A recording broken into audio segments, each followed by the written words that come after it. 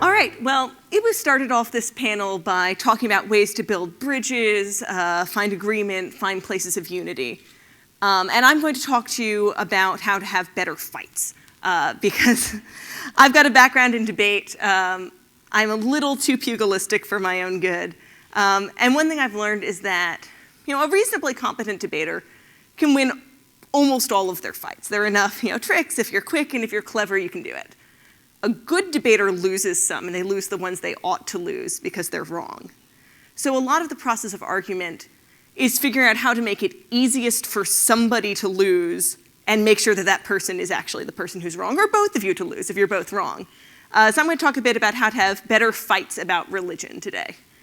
And I lost a big fight in the spring, and it's one of the best times noticing that you're wrong, building up a better model of the world, and acting in the world you actually live in, not the one you thought you were living in. So one problem is that when we have fights about religion or anything else, often we're not actually arguing against the position of our opponent. We're arguing against a straw man, against some weakened, easy to beat up version of the person we're arguing with. Or sometimes, we just fight the last war. We argue with the person we last had this argument with, so we're already we remember that good rejoinder we didn't get to use last time, but we know it now, and so we're ready, here we go, oh shoot, no, they're not making that point, or they don't believe that I was so ready for that fight.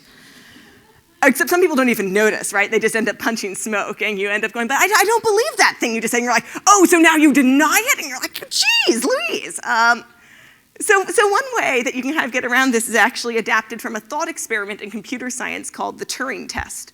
And if you've heard of that before, what happens, people are wondering, how would we notice if a computer was as smart as a person? How would we know? And Alan Turing, a famous computer scientist, basically said, well, maybe you'd notice by not noticing. If you had a conversation typed with a person, another conversation with a chat bot, and you couldn't tell which was which, then you didn't notice it wasn't different from a person. Now, it's debatable whether this is actually a good test for intelligence or consciousness. And feel free to grab me at the reception because I have lots of opinions. But one thing that happened that was cool is that an economist named Brian Kaplan adapted this thought experiment to have better fights because he was angry at Paul Krugman. They're both economists. They think really different things. And Paul Krugman had said something about, that no one could possibly disagree with him and understand him at the same time, because if you understood him, you'd agree with him. And Brian Kaplan said, not only is that not true, but I think you have no idea what position I'm actually arguing for. In fact, I think if we had an ideological Turing test, and I pretended to be you, and you pretended to be me, would people read those entries, and try and pick out which of these Paul Krugmans is really Paul Krugman and which of these Brian Kaplans is really Brian Kaplan? I could do you, and you could not do me, and I am throwing down. And Paul Krugman did not take Brian Kaplan up on this offer. But I stole this idea and ran with it. I write a blog for Patheos called Unequally Yoked. And what I did is I recruited a bunch of my commenters and other bloggers to do an ideological Turing test of atheists versus Christians. And so the first year we did it, we came up with a slate of questions. All the questions are on my blog, but you can see them here too, that everyone would try and answer. And the atheists would answer the atheist questions honestly. The Christians would answer the Christians' questions honestly. And then you do the best imitation you could of the other side. We'd post them all up and see if people could tell the real answers from the faked answers and see where people went wrong. And now one thing that's pretty interesting the first year is that a friend of mine who was a Christian who was playing, he passed flying colors in the atheist round because he referenced a webcomic called SMBC, which is pretty irreverent and really funny. And people went, oh man, Christians don't find funny things funny, like atheist. And he's like, and what happens is, you're underestimating your opponent, and you're founding your disagreement on something silly.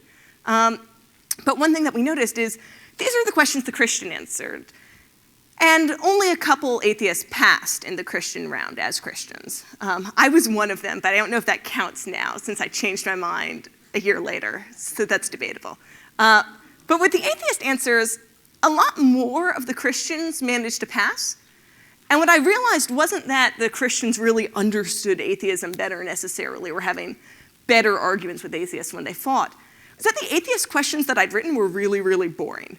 And answers were really predictable, so most people could nail them. What's your best reason for being an atheist? I don't believe in God. I've never seen any evidence.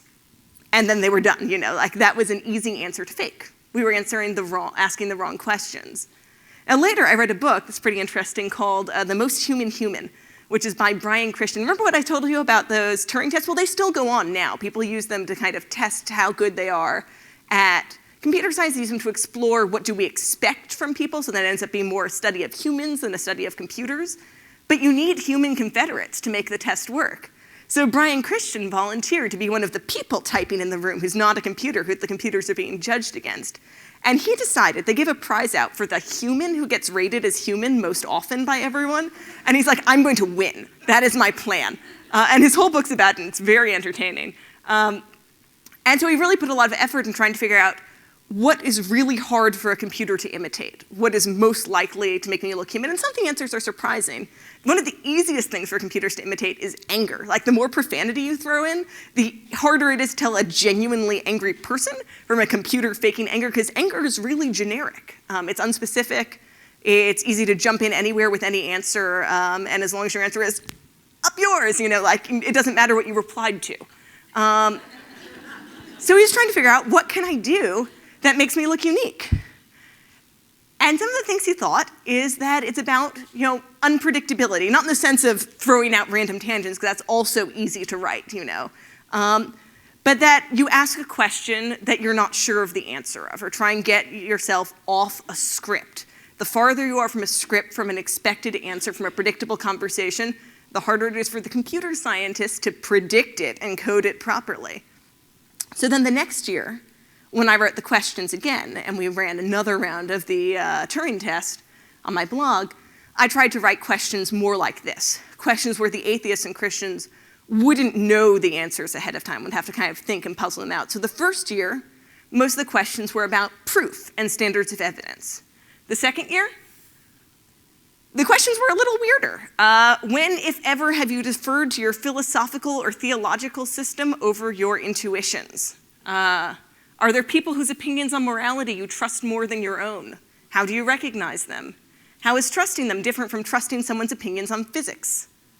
Can you name any works of art, construed pretty broadly, books, music, plays, etc., which really capture the way you see life or fill you with a sense of awe and wonder? You can give a short explanation or just list a few pieces.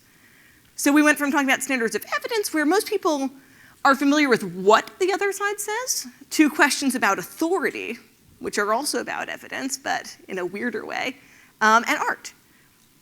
And these are the answers that really underlie a lot of the discussions about evidence, but instead of having it kind of at the boring surface level, where you know the answer, we skipped that step and had like the interesting discussion about follow-up questions. And this year, the results were a lot more mixed, partly because people didn't have firm explanations of what atheists and Christians would answer for these questions.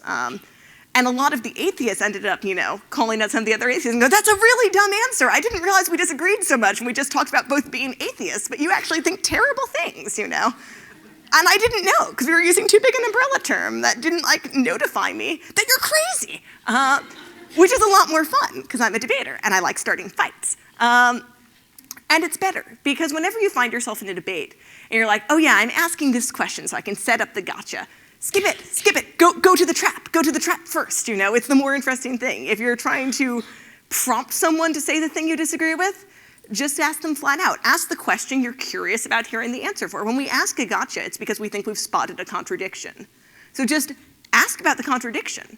For one thing, it's actually pretty interesting, even if you know your opponent is wrong or stupid or crazy. Because then sometimes you're like, why should I bother having an honest debate? I just want to discredit them in front of an audience. And that's sometimes, strategically necessary, but not productive, and it's a bad habit to train. So when you're doing that, well, there's actually still an interesting question there, which is, how can someone be this wrong and not notice, Assuming they're not being paid to do it, that's really, really weird. And most of the time when people are being really bizarrely wrong, it's because there's some cognitive blind spot or bias that's common to people, not just to your opponent. And even if their expression of it is more damaging than whatever yours is, or more obvious, you're probably vulnerable to that mistake, and you're just making it somewhere else. So it's interesting, even when you've got like the hard data on why the person is wrong, to pick apart why they don't notice and ask questions that you don't know the answer to, so you can figure out how it is they're holding this contradictory idea together. Now, if you want to play along at home, first of all, you can go to my blog. All the answers are up for both years along with answer keys. So you can see what some of your assumptions are about what kind of answers you expect atheists or Christians to give. I'll warn you, a lot of my friends who I recruited, I had some people I didn't know and some I did. Not as many Christians as you might expect after reading these answers are math majors. That is just my weirdo subset of friends. But you can see how well you can anticipate the arguments and what you want to skip next time you actually fight with someone. Or if something that you take as a clear signal, even just clear writing, I don't think people on the other side write as clearly as we do. Well, you may be wrong, And then figure out why you didn't notice this really dumb mistake you were making and try and fix it wherever it pops up again. I think ideological Turing tests are fun to set up, whether on religion or anything else. You can pair a secular student alliance chapter with the Campus Fellowship for Christ Ministry and have people do written entries, or have someone read the speeches and then have a conversation and then have a fight, and then some people will admit they're wrong, hopefully, and it'll be excellent. Because ultimately, all debate is about building a more accurate model of the world, and that's why you're trying to winkle out these errors or weird omissions. And one other thing that I talk about a little more in my blog that we came up with later is sometimes it's hard to get curious. It's hard to shift in that mode when you know the other side is dumb and you don't see why you should bother engaging with it, and you just want to kick them, but now I'm telling you can't, or you can kick them more accurately if you get curious first, which I guess is interesting, but it's hard to get excited now. So I came up with this one other weird idea. I don't know how many of you guys have played Dungeons & Dragons. I have. And one thing you do is you draw up a character sheet, and you have to say, all right, this is a world where people have different affiliations between good, neutral, and evil, but also lawful, neutral, and chaotic. How does someone live in a world where chaotic is an orientation? And you start asking curious questions. So one thing to do whenever you're dealing with a philosophy or religion you don't agree with is to say, okay, this is crazy. So I'm going to imagine it was surrounded by castles, and I'll rename their god, something that has unnecessary apostrophes in the middle of it, but keep the basic structure of the theology. And now I'm going to ask how it works. I'm live action role playing, drawing up a character sheet. How would I live in that world? What would I do that I don't do now? What would I feel constrained to do or happier about? And you get curious because you're building something. And then it might actually be easier to spot what the errors are, because you're looking at the idea from the inside. How would someone who experiences that, what predictions would they make about the world? Where do they clash? Where do they not fit? Because if you want to convince someone they're wrong, you have to convince them they're wrong using the data they already have, using the model of the world they already have, work your way inside it and see where it breaks when it looks at the world, which is fun. So you're both hopefully winning an argument, which is awesome, losing an argument you should have lost more quickly and efficiently, which is awesome, and being creative. Because the thing to remember is that when you approach arguments in a really aggressive way, you are satisfied when you beat someone. And you know your opponent is dumb, so that's not even that hard. But when you approach it to be curious, you're only going to feel satisfied at the end of the argument if you've learned something new. And that way, everyone goes home a winner. Thank you.